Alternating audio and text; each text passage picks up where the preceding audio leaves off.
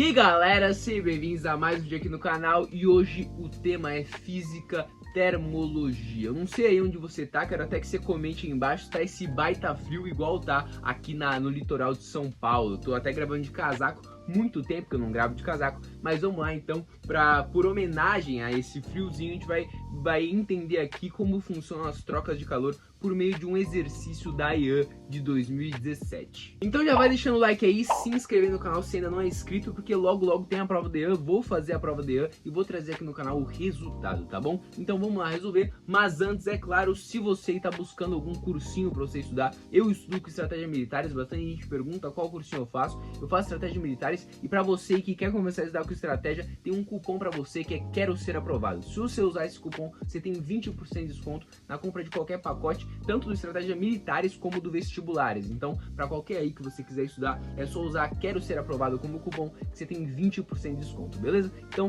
bora fazer essa questão de física. Vamos lá, o exercício falou assim pra gente: a termologia é a parte da física que estuda os fenômenos determinados por energia térmica, que é a forma de energia relacionada com a agitação das partículas de um corpo. Com relação à termologia, analisa as afirmativas abaixo. Ele deu aí 4 afirmativas. Então vamos lá, a primeira afirmativa aqui, ó. Quanto maior a energia cinética média das partículas, menor a temperatura de um corpo. Primeiro a gente tem que entender o que é a temperatura de um corpo. A temperatura, ela mede exatamente isso, né? Ela mede o grau de agitação médio das partículas de um corpo, ou a energia cinética média das partículas de um corpo. O que significa? Energia cinética, você lembra lá, né? Quem a gente estuda energia potencial, energia cinética está relacionada ao movimento, à velocidade. Isso significa que uma alta energia cinética média das partículas de um corpo significa que as partículas têm alta velocidade. Isso implica pra gente, falando de temperatura, que a temperatura está alta. Quanto maior a temperatura, maior a agitação dessas partículas, maior energia cinética essas partículas possuem. Então ali o que ele falou está ao contrário. Quanto maior a energia cinética, né, ele falou ali, quanto maior a energia cinética média das partículas, na realidade maior a temperatura, que a temperatura mede exatamente isso. Quanto maior a temperatura, maior essa energia. Um jeito que você poderia analisar isso é pensando, por exemplo, em um cilindro. Se você começar a manter, por exemplo, o volume constante, começar a aumentar a pressão desse cilindro, a temperatura ela aumentaria. Por quê? Porque as partículas com maior pressão, elas tenderiam a se movimentar mais rápido, sofrendo maiores colisões mais frequentes, o que aumentaria a energia desse sistema, faria com que esse sistema aumentasse a temperatura, tudo bem? Então, quanto maior a energia cinética média das partículas, que é exatamente a temperatura, maior a temperatura, beleza? Então, essa afirmativa 1, ela tá falsa, porque ele botou ali que é menor, mas na realidade é maior, tudo bem? É maior. Quanto maior a nossa energia cinética média das partículas, maior é a temperatura de um corpo, beleza? Segundo que ele falou aqui: para que haja transferência de calor entre corpos, eles devem estar a temperaturas diferentes. Isso é verdade. Por quê? Porque se dois corpos tiverem a mesma temperatura, ou seja, eles estiverem em equilíbrio térmico, não tem por que eles trocarem calor. Calor, né, é energia em trânsito. Então, se dois corpos vão trocar calor, se eles não tiverem equilíbrio térmico. Se eles não tiverem equilíbrio térmico, então um tiver com 0 graus Celsius, o outro com 10 graus Celsius, eles vão trocar calor, né? O calor ele vai fluir da coisa que está quente para o que está frio. Isso acontece exatamente por causa dessa variação de temperatura. Tem uma diferente temperatura aí. Se não tivesse diferente temperatura, não ia fluir calor do que está mais quente para o mais frio. É até interessante que o calor, né, ele flui das coisas que estão mais quentes para as coisas mais frias. E por que isso acontece? Agora só um comentáriozinho, nem precisava disso para resolver a questão, né? A gente já viu que essa segunda aqui é verdadeira, porque se tiver com a mesma temperatura não flui calor. Por que o calor flui das coisas mais quentes para as coisas mais frias? Porque as partículas das coisas mais quentes, como a gente acabou de ver aqui, elas estão mais agitadas, elas têm maior energia cinética média. Isso quer dizer que elas têm mais chance de bater nas partículas do outro corpo, beleza? Do que está mais frio, do que está com menor temperatura.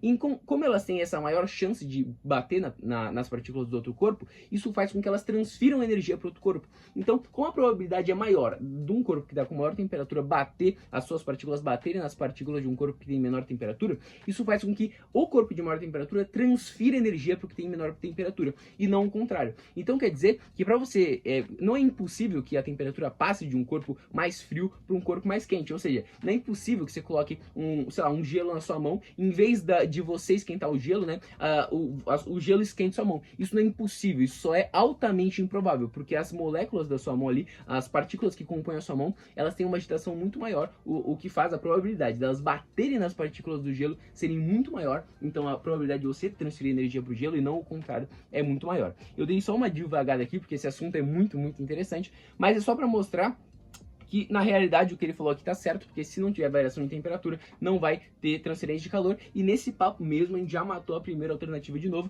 porque eu acabei de falar para vocês, né, que a energia ela passa do que tem maior temperatura pro que tem menor temperatura, e o que faz ela passar é isso da agitação das moléculas, fazendo colisões ali que passam energia do que tá com maior velocidade para o que tem menor velocidade, beleza? Então matamos aí a segunda e já fizemos uma digressão aqui muito interessante sobre a probabilidade na nossa termodinâmica aqui, né? Na nossa termologia, sobre as questões probabilísticas da termologia. Beleza, vamos aqui para a terceira afirmativa aqui. Quanto maior o calor específico de um material, menor a quantidade de calor necessária para que o material seja aquecido até determinada temperatura. Vamos lá. Às vezes você não lembra, normalmente a gente não sabe uma fórmula, por exemplo, o calor específico, né? Normalmente a gente declara, por exemplo, a forma do calor, né? Calor é calor específico vezes a massa vezes a variação de temperatura. Você poderia, por exemplo, isolar o calor específico e ver o que ele é dessa formulinha, né? A famosa, o que macete, né? Aqui, que macete. O calor específico é esse Czinho aqui, variação de temperatura. Se você isolasse esse Czinho, você ia ver o que é esse Czinho, né? Que seria calor dividido pela massa, dividido pela variação de temperatura. Só que um jeito que eu acho melhor de você analisar isso é você pensar na água. Como assim? A água, é legal que você saiba isso, ela possui, né, calor específico de 1 caloria por grama grau Celsius, né? A água possui o seu Czinho, o Czinho da água, ele é 1 caloria dividido por grama grau Celsius, certo? Grau Celsius. Isso daí normalmente você vê direto nas provas, acaba que você decora muito fácil isso daí.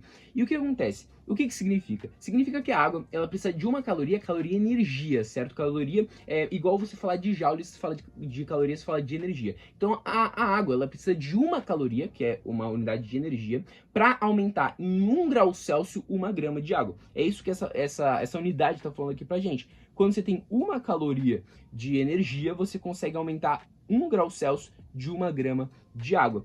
Então o que acontece? O que ele falou ali? Ele falou que quanto maior o calor específico, menor a quantidade de calor necessária? Não, porque se você olhar aqui, ó, quanto maior o calor específico, se o calor específico for alto, quer dizer que você vai precisar de uma maior...